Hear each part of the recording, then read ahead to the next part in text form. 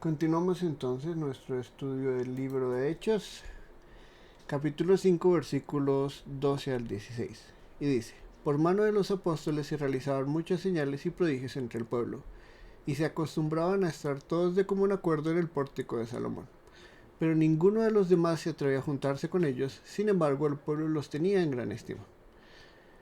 Y más creyentes en el Señor, multitud de hombres y de mujeres se añadían constantemente al número de ellos, a tal punto que aún sacaban a los enfermos a las calles y los tendían en lechos y camillas para que, al pasar Pedro siquiera, su sombra cayera sobre alguno de ellos.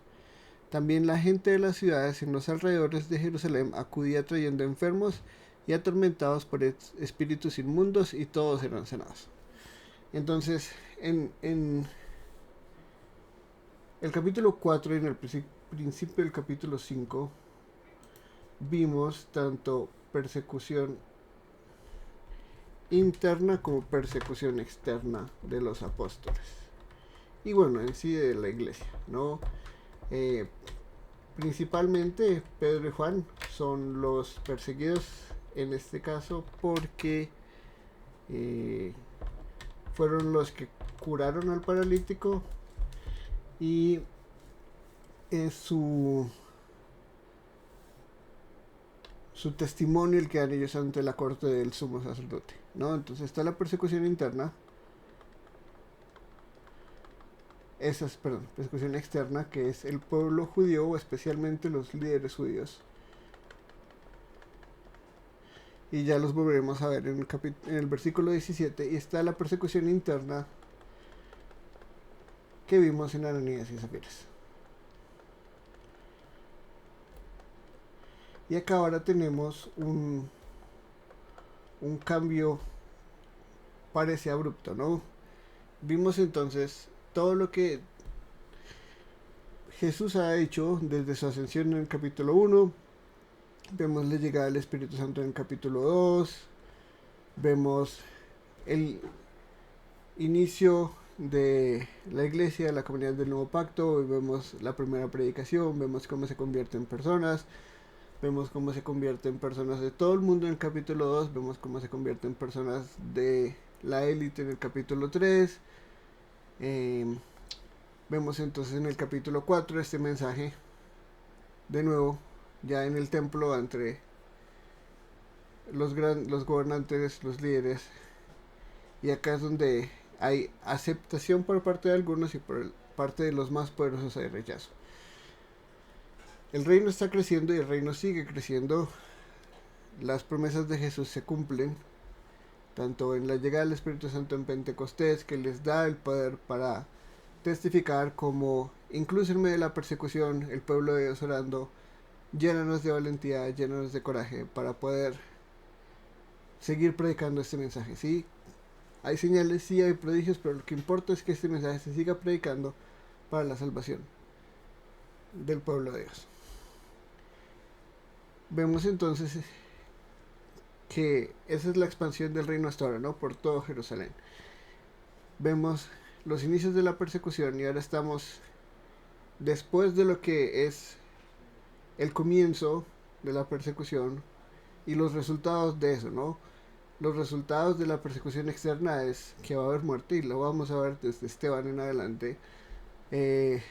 Los resultados de la persecución interna es que va a haber divisiones, y eso lo vamos a ver también. A veces va a haber divisiones, a veces va a haber ministerios que se crean, como es el de los 7 hombres en Hechos 6 más adelante. Y a veces es división, y en el caso de Ananías y Zafira pues es juicio directo de Dios como ejemplo para todos. ¿Qué nos dice entonces el último versículo del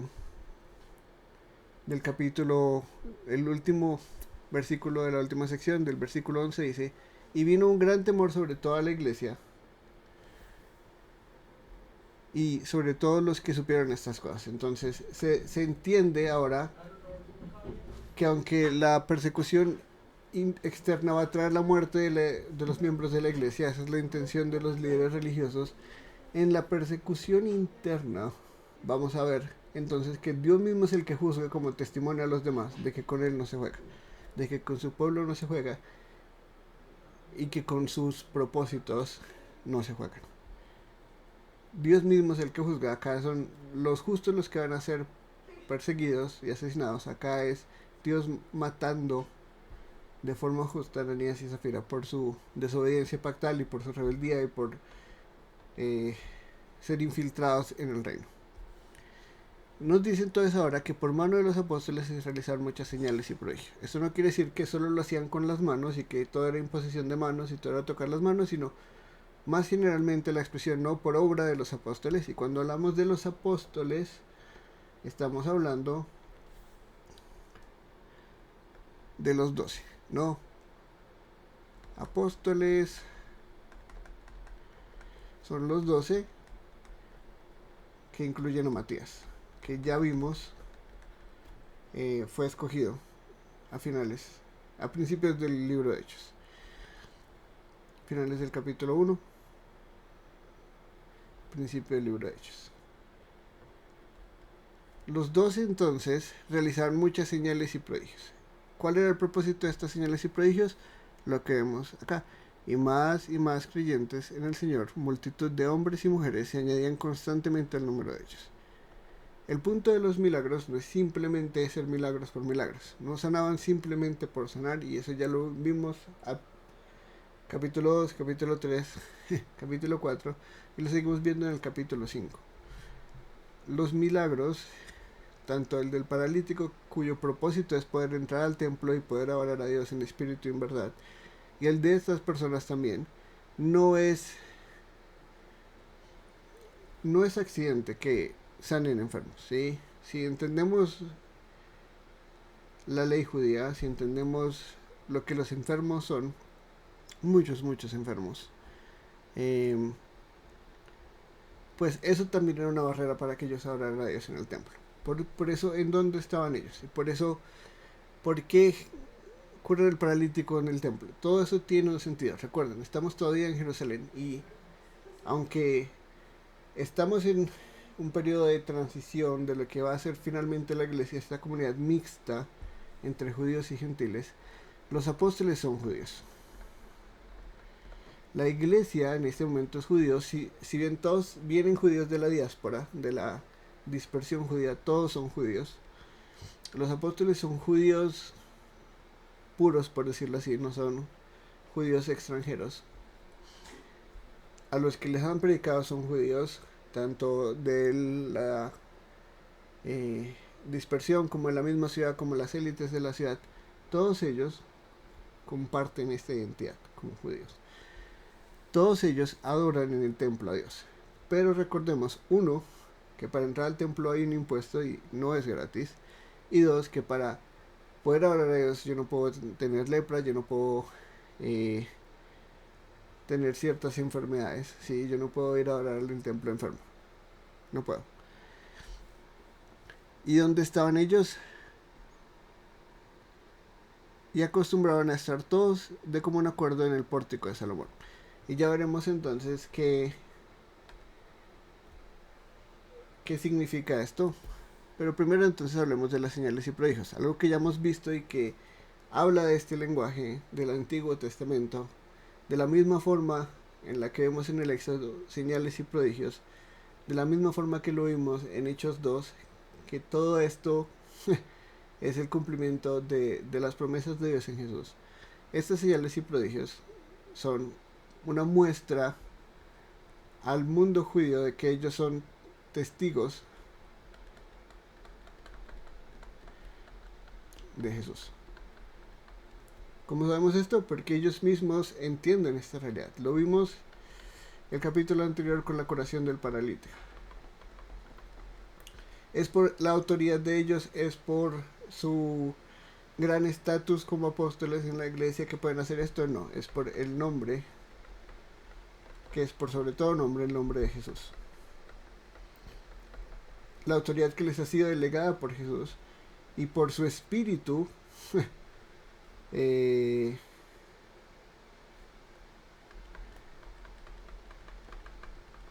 los empodera tanto para hacer señales y prodigios como para realmente lo más importante es predicar el evangelio. Estas señales y prodigios van acompañadas de predicación. No es que los apóstoles hacían simplemente grandes jornadas de curación y servicios de curación.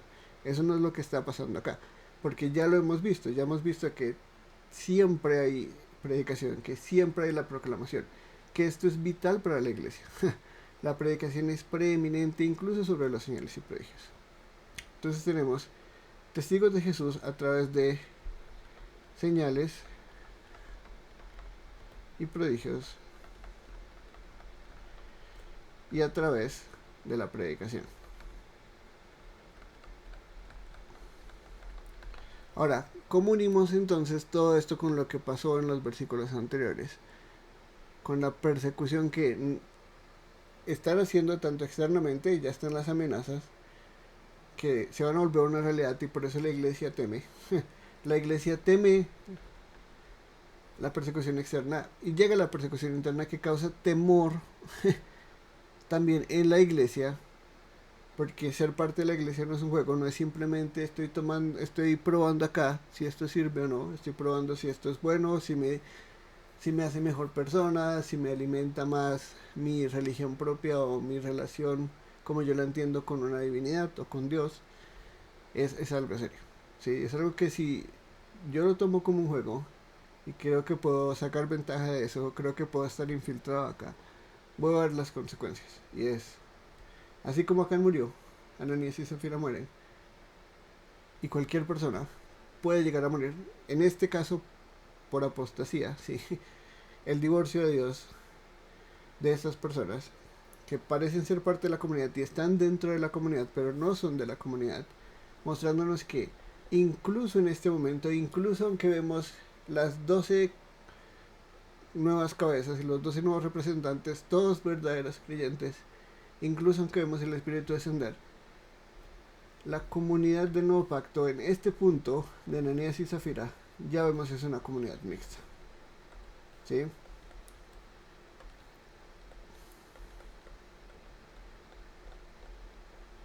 Mixta. ¿Qué quiere decir eso? Que hay creyentes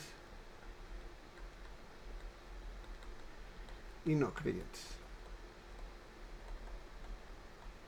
Que esto no simplemente fue un caso de disciplina eclesial, y hay muchos comentaristas que dirían lo mismo, es que no menciona ahí en ningún momento juicio, pero es claro, tanto en las palabras de Pedro, que es Satanás mismo el que está integrando esto en ellos como su complot, y relacionándolo con el Antiguo Testamento del libro de Acán, es claro que es idolatría, es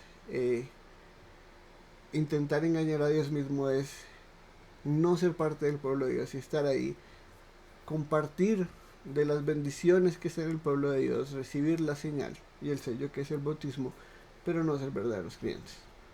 ¿Sí? Esto no quiere decir que este es el ideal, sino que esta es la realidad. Esto no quiere decir que en la iglesia invisible no estemos viendo esto, pero que en la comunidad visible esta es la realidad.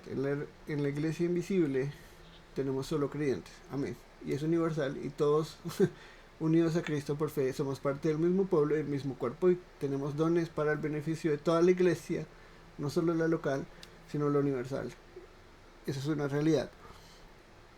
Ahora entonces pasamos a la realidad de cómo el reino se continúa expandiendo. No está Lucas cambiando de tema súbitamente, sino nos está mostrando cómo incluso en medio de toda esta persecución el reino sigue creciendo. Que ni la persecución externa ni la persecución interna pueden jamás acabar con el reino ni el crecimiento del reino. Eran 120 en el principio, ahora son muchísimos más de 120 y en estos versículos son muchísimos más de los 8.000 o 5.000 que eran. Y son más de 5.000 en este punto, porque todos los días venía más gente. Todos los días venía más gente. Entonces, ¿qué hacían? Es estar entre el pueblo. ¿Sí? ¿Entre cuál pueblo? Estamos hablando del pueblo judío únicamente, en este momento. ¿Sí? Habitantes de Jerusalén, judíos. Puede que obviamente haya gentiles en Jerusalén. ¿Sí? Puede que haya personajes romanos, tanto políticos como militares, presentes, pero cuando hablamos del pueblo estamos hablando del pueblo judío, ¿sí? Están en Jerusalén, esta es la gran ciudad judía. Y acostumbraban a estar todos de común acuerdo en el pórtico de Salomón. Y acá es donde vamos a ver que hay posibles interpretaciones. Todos puede ser todos los apóstoles,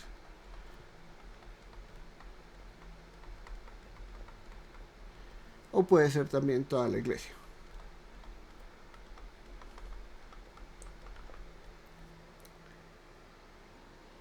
No estaban dentro del templo, estaban en el pórtico, ¿sí?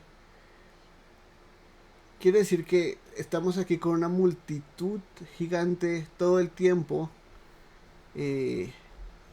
reunidos cerca del templo. Es una posibilidad, y es una posibilidad que estuvieran como en las afueras del pórtico y ahí se reunieran. Es una posibilidad. La otra es que todo se haga referencia a los apóstoles. Y aquí es donde vemos que el templo de igual forma, de una u otra forma, sigue siendo el centro de la oración judía, y que ya sean los apóstoles o ya sea toda la iglesia, todavía ver el templo de alguna forma como central, aunque ellos mismos son el templo y se van a dar cuenta de eso y van a desarrollar su teología alrededor de esa realidad. Y cuando se cae el templo en el 70, te va a faltar mucho tiempo para eso, vamos a ver que el templo no es en este momento lo que alguna vez fue en los días de David y en los días de Salomón, perdón. Y que con o sin templo se puede orar al Señor. Y Jesús mismo lo dijo en Juan 4, ¿no? Ni aquí ni en Jerusalén, sino en espíritu y en verdad. Entonces, ¿por cuál me voy yo? Es por todos los apóstoles, ¿sí? ¿Por qué? Porque ellos son los que se realizaban las señales y los prodigios. Son los 12 los que están ahí presentes. Tiene mucho más sentido que una gran multitud ahí todo el tiempo a las afueras del templo, la iglesia reunida, como escuchando la predicación, y al mismo tiempo los apóstoles predicándole a los que todavía no hacen parte de la iglesia, trayéndolos de su religión judía que ya ha sido hecha anticuada por Cristo y su obra. Y encima en el pórtico, como tapando la entrada, es bastante difícil que esta sea la opción, y depende mucho de cómo interprete quién es todos, pues quién es ninguno de los demás, ¿no? Pero están aquí, siguen de alguna forma siguiendo el patrón de su maestro, que iba al templo y que predicaba y que sanaba a las afueras del templo también. Porque en el interior no están los enfermos, no están los pobres, no están los de pocos recursos, ahí están los ricos, los de las élites. Pero Dios quiere que todos lo adoren, y Dios quiere restaurar a los que se habían perdido, y Dios quiere restaurar a los que son impuros y hacerlos puros. Y esa es la obra de Jesús, y esa es la misma obra que los apóstoles, como testigos de Él, continúan, no en su autoridad, sino bajo la de Él, y proclamando su mensaje, para que a través de la predicación que acompaña estos señales y prodigios, más y más creyentes en el Señor se añadían constantemente al número de ellos, ¿sí? No es que simplemente por sanación entonces ya alguien creía que Jesús era el Mesías, porque ¿de qué sirve yo curar a alguien si no le predico el verdadero mensaje de salvación y la verdadera salud y la verdadera vida que se encuentra solo en Jesús? Lo mismo pasa con los apóstoles. No se hacen creyentes simplemente haciendo milagros. Los milagros los testifican a ellos, los muestran al mundo como verdaderos testigos del Jesús resucitado. Y vemos entonces cómo la conquista de Jesús continúa sobre la muerte espiritual, dando vida a los muertos, y sobre las enfermedades, y sobre todo como Él ya lo hizo, reversando la maldición que trajo el hombre al mundo a través de su poder. Ahora a través de sus apóstoles, con autoridad delegada, hace lo mismo y continúa el mismo ministerio que Jesús estaba haciendo, de predicar el mensaje de salvación. Arrepiéntanse que el reino ha llegado.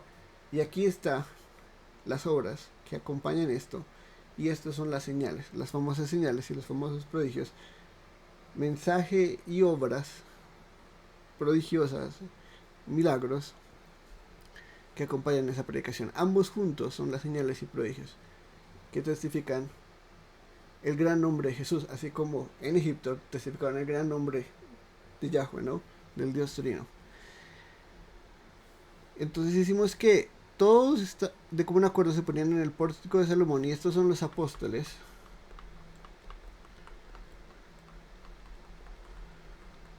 Pero pongamos acá toda la iglesia.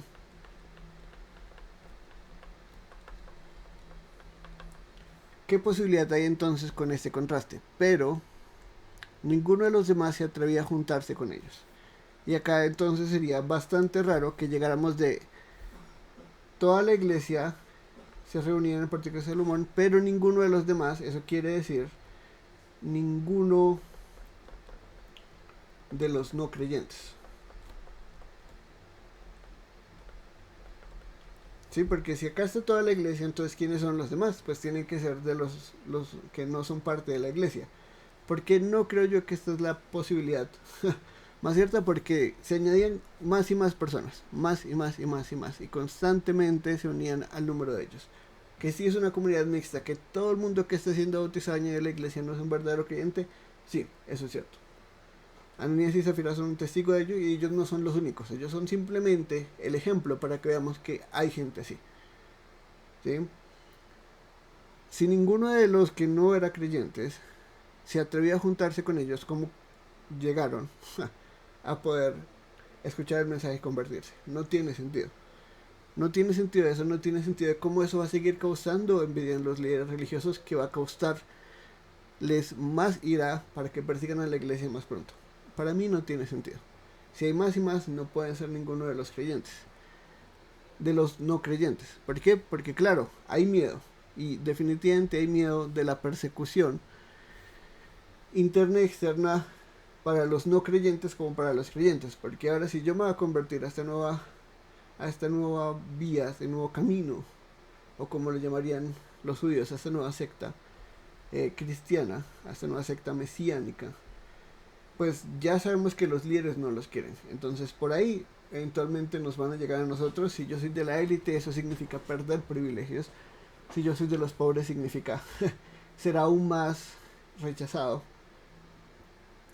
Y también sé, porque acabo de escuchar, o bueno, se ha esparcido el rumor de lo que le pasó a Ananías y Zafira, y digo, pues si yo me meto ahí, pues como que me puedo morir.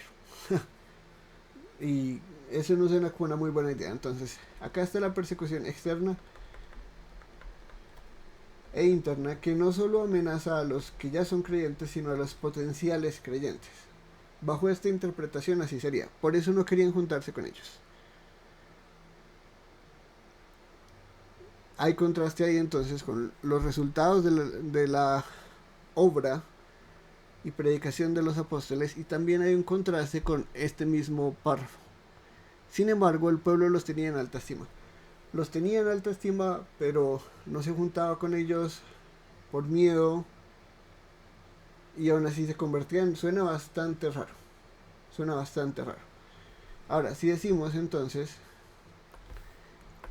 que todos que se reunían en el pórtico de Salomón eran los apóstoles, los otros, o ninguno de los demás, hace referencia no a los no creyentes,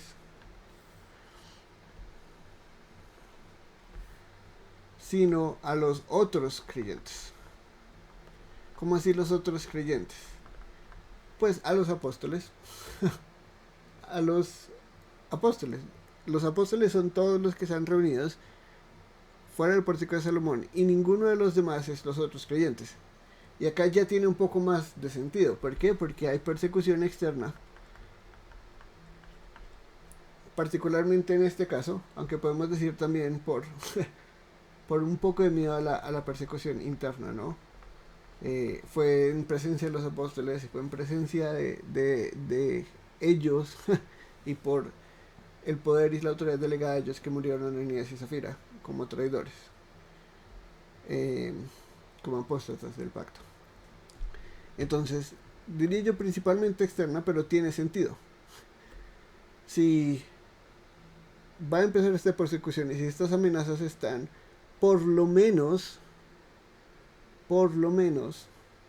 no ir al templo y no exponerse a las autoridades que los pueden arrestar, los pueden eh, maltratar físicamente. Pues es una forma sabia de evitar persecución. Y acá hay un principio que creo yo sigue en el libro de Hechos y que debemos aplicar en la vida. Si bien la persecución muchas veces ayuda al crecimiento, no es una fórmula. Persecución no siempre igual a crecimiento. Y como cristianos no debemos tener una mente donde decimos, es que porque no estamos perseguidos, entonces por eso la iglesia no crece, es porque no nos están matando, que no hay cristianos sólidos. Eso es una forma incorrecta de ver lo que es la persecución, cuando es dada por Dios y los propósitos que Dios tiene en la persecución, y volverlo como una fórmula mágica, volverlo como un principio bíblico. Debemos entonces buscar la persecución y anhelar la persecución y orar por persecución. No es así. Antes, muchas veces tenemos que ser sabios y decir, ok, nos van a perseguir, no nos tiremos todos para que nos maten a todos. Enviamos personas preparadas y valientes, dotadas por el Espíritu Santo para poder ser testigos ante ciertas personas, en este caso las élites, y pues la gente fuera, ¿sí? Porque son testigos para la gente que va a entrar al templo y la gente que está fuera del templo.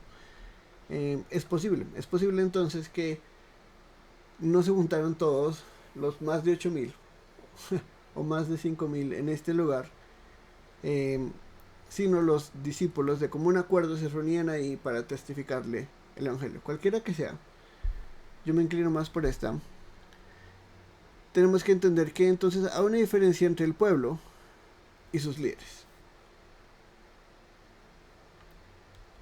Entonces acá tenemos el pueblo, que los tiene en gran estima, y acá abajo vamos a tener a los líderes que van a empezar, ya empezaron arriba en el capítulo 4 a tener muchos celos de ellos y de su mensaje y querer matarlos. Ahora vamos a ver lo mismo, va a suceder acá.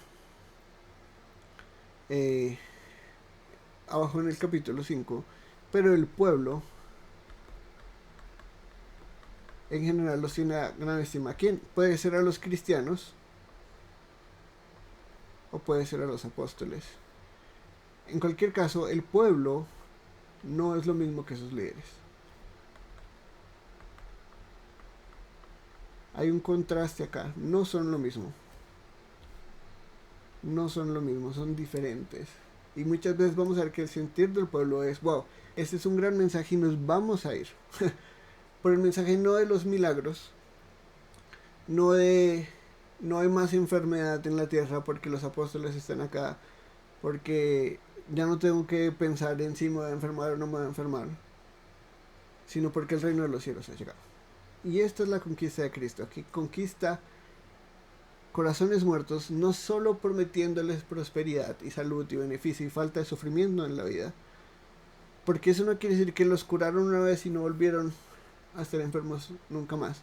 Quiere decir que como testigos empoderados por el Espíritu Santo, con autoridad delegada del gran rey, están siendo testigos vivos de que el rey ha llegado, de que el rey está en el trono gobernando y que su pueblo está acá en la tierra, y que la tierra y el cielo son uno en la iglesia. Eso es lo que están haciendo. Y puede que se vuelvan a enfermar y no los curen inmediatamente, pero van a seguir siendo parte del pueblo de Dios. Y eso es lo importante. El resultado de todo esto es y más,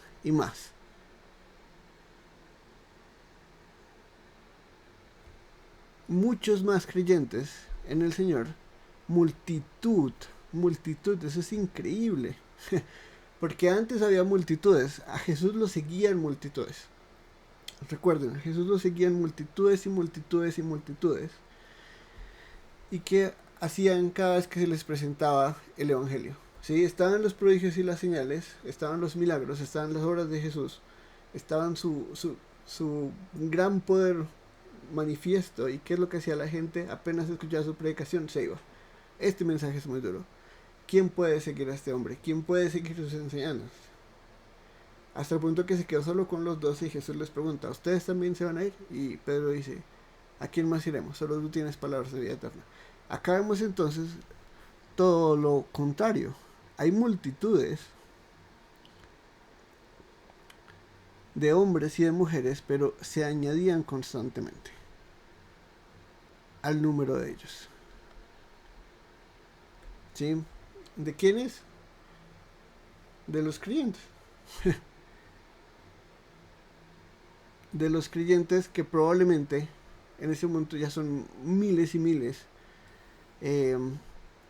a tal punto que aún sacaban a los enfermos. Y acá es interesante, ¿no? Hay tantos de ellos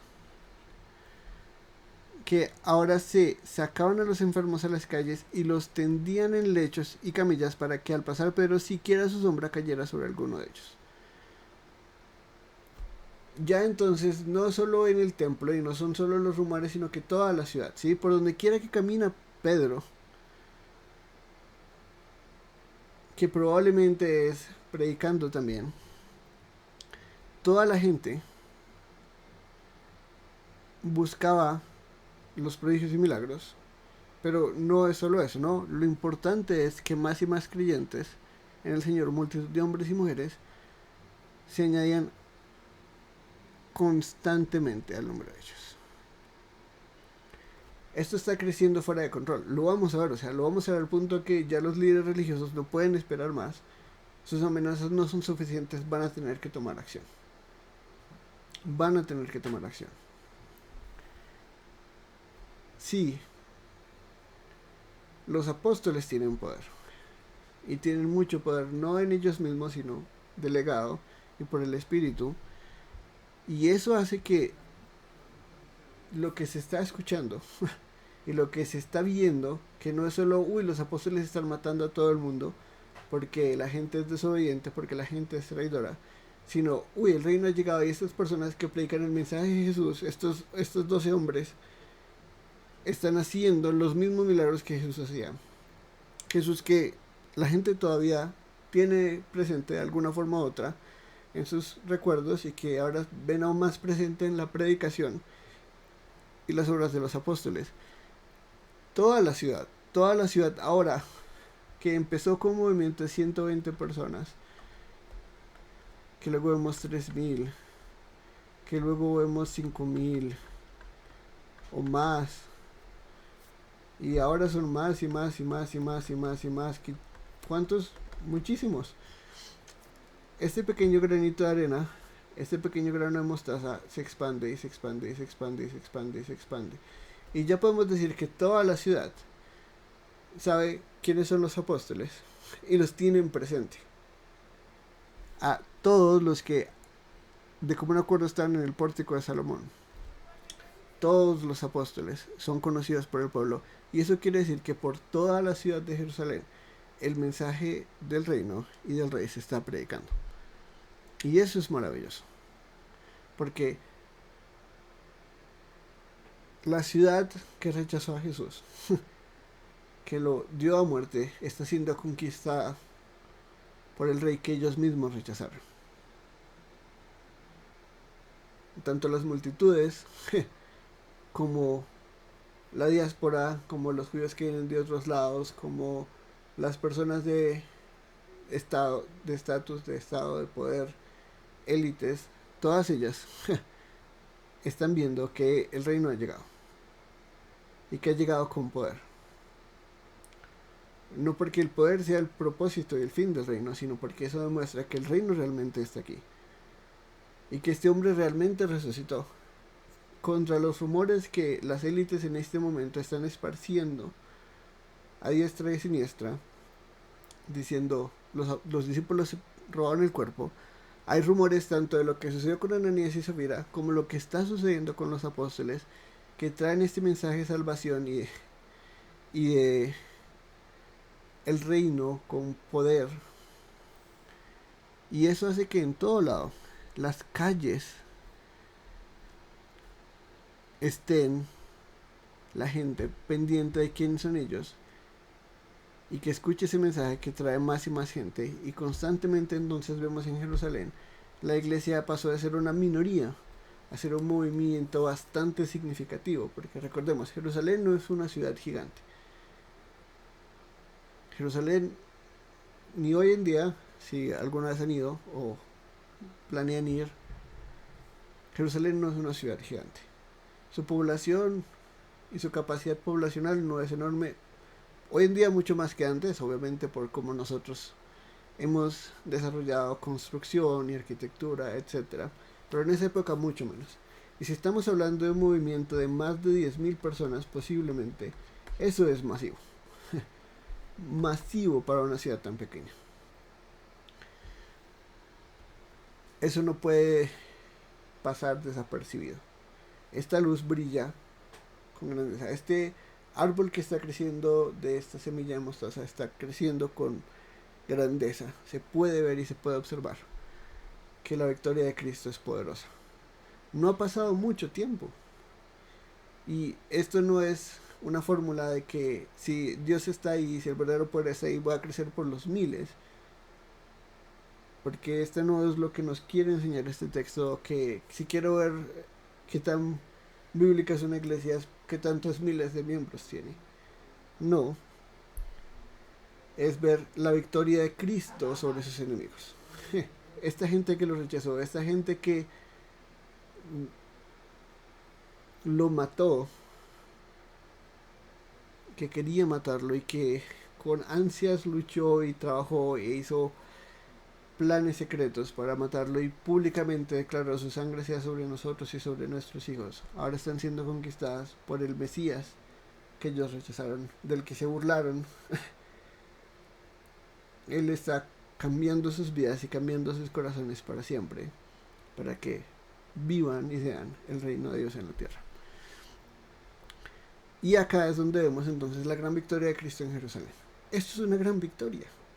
Esto es masivo, esto es enorme, constantemente, más y más, grandes multitudes de hombres y de mujeres. No hay distinción entre hombre ni mujer. Esto ya lo podemos ver acá. Todos son miembros del reino, todos tienen entrada al reino. Esto no quiere decir que no hay diferentes roles y que no hay un modelo complementario de hombres y mujeres. Pero Pablo mismo lo va a decir, sí, no hay judío ni griego, no hay hombre ni mujer. Todos somos uno en Cristo. No porque esas realidades no existan, sí hay personas que tienen ascendencia judía y otras que son gentiles, pero que el evangelio rompe esas barreras, no las elimina, porque todos tenemos acceso al Padre a través de Cristo, todos tenemos acceso al reino por fe, por gracia, y eso es maravilloso. Finalmente entonces la conquista en Jerusalén continúa, es masiva, es victoriosa, es poderosa, es deslumbrantemente asombrosa. Pero entonces acá empezamos a ver vestigios de lo que va a venir. También la gente de las ciudades en los alrededores de Jerusalén acudía trayendo enfermos y atormentados por espíritus inmundos y todos serán sanados. Ya empezamos entonces el plan 2 de la fase 2 de la conquista y el reino victorioso de Jesús. ¿Qué nos dijo él? Serán mis testigos en Jerusalén, Judea, Samaria y hasta los confines de la tierra. Hasta los fines de la tierra. Jerusalén conquistada. Cada vez más y más, los números solo crecen. Esto no es una implicación de que hasta acá llega la conquista de Jerusalén, pero la conquista ya es clara. Sí, ya si yo veo militarmente la conquista de Jesús sobre Jerusalén, no puedo decir, uy, no, le falta un montón. Ya está conquistada. Ya está conquistada. Ya miles, sino decenas de miles de personas proclaman el señorío de Cristo en Jerusalén. Y ahora pasamos entonces de Jerusalén a Judea. Vamos al segundo círculo concéntrico. Si empezamos acá en Jerusalén, ahora vamos acá a Judea. Que Judea es la provincia del Imperio Romano donde se encuentra Jerusalén. ¿Y cómo empieza esta conquista de Judea? Empieza a los alrededores de Jerusalén. Tan grande es la victoria de Cristo sobre Jerusalén que la gente de otras ciudades viene a Jerusalén. De Judea vienen a Jerusalén para ser conquistados por Jesús. Esa es la victoria. Eso es una victoria masiva. Es impresionante. La gente usualmente cuando es conquistada en sus alrededores empieza a protegerse, empieza a crear barreras, empieza a prepararse para la guerra porque se conquista desde adentro para afuera. La conquista de Jesús es tan maravillosa que la gente misma busca, no solo por el poder, porque claro, la gente dice, no, sí, obviamente había gente atormentada por espíritus inmundos y había gente enferma, entonces venían y luego se volvían, porque vemos que aunque esa misma realidad pasó con Jesús, hay algo diferente acá. La gente es añadida, la gente es bautizada públicamente. Se están añadiendo y dicen, nosotros pertenecemos ahora a este grupo, y eso tiene consecuencias. Eso tiene consecuencias tanto para las élites como para las clases medias como para las clases más bajas. Eso no es de gratis. No es simplemente venga, tome ese milagro y váyase. Es venga, vea el poder del Cristo resucitado, arrepiéntase y sea bautizada. Para que la salvación llegue a su casa. Ese es el mensaje del reino. Y el mensaje del reino continúa entonces de generación en generación hasta nuestros días, pero continúa ahora su conquista geográfica de pueblo en pueblo. Sí, todos son judíos, es verdad, pero va de judíos de muchas partes que ahora están en Jerusalén, es en parte de la iglesia, como la gente misma de Jerusalén, añadiéndose a la iglesia, y ahora gente de las provincias que son judíos, sí, pero que son de otros lados, no de la gran ciudad santa, ¿sí? No tienen ese beneficio de ser nacidos ahí o locales ahí,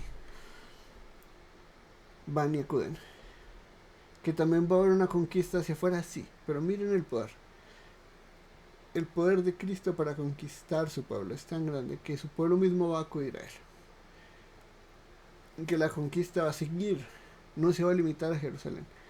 Él mismo lo ha dicho y somos testigos de esto en este libro. Este no es el paréntesis en la historia. El paréntesis es la persecución. ¿Sí? Mucha gente diría, este es el paréntesis, ¿no? Como que acá teníamos persecución, allá teníamos persecución. Arriba tenemos persecución, acá abajo tenemos persecución. Entonces este es el paréntesis. La realidad para mí es todo lo contrario. Este es el mensaje de la gran victoria de Cristo, y la gran victoria de Cristo a través de su iglesia para la salvación de su pueblo. Y lo vemos acá presente, y lo continuamos viendo a través del libro. Y si bien vemos cosas de la persecución, inicios de la persecución, realidades de la persecución, ese no es el centro. El centro sigue siendo la victoria de Cristo y cómo Él conquista Jerusalén y el mundo con su mensaje, a través de la predicación y a través de los apóstoles, mostrando que son testigos reales y vivos del Cristo resucitado. Y con eso concluimos entonces el estudio de estos versículos, pero ya seguiremos con el resto del capítulo 5 y con la realidad de la persecución externa, como toda la gran victoria de Cristo provoca ira y celos de los rebeldes, de los que no aman a Cristo y su mensaje, y cómo esto va a afectar a la iglesia de formas aparentemente negativas, y cómo todo eso va a servir para la gloria de Dios y la expansión del reino hasta los confines de la tierra. Nos vemos la próxima sesión. Hasta luego.